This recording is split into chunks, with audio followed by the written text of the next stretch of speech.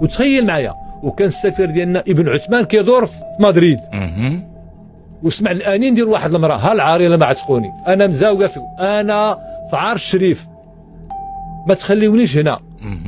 السفير بن عثمان كيسمع الانين بالعربيه 1777.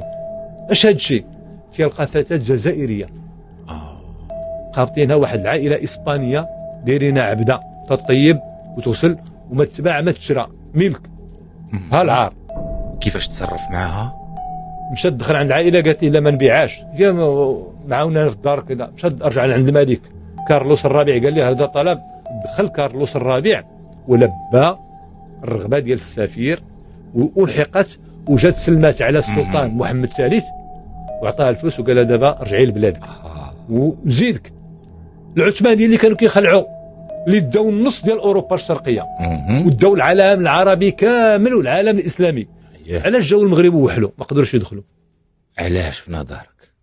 لولا الايادي البيضاء ديال العلويين. محمد الاول اش كنعرفوا عليه اش دار في تلمسان؟ وقف شوكه في حلقه العثمانيين اللي كانوا كيخلعوا.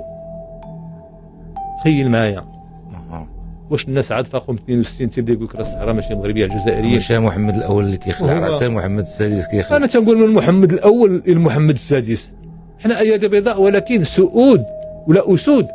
عندما نزأروا كيسكت العالم. علاش؟ لان فوق ظهرنا 12 قرن. ماشي انا كنجامل دابا حاليا كاينه القوه الامريكيه والقوه الاتحاد الاوروبي ولكن ما نفرطوش في بلادنا، راه ماتوا الناس عليها.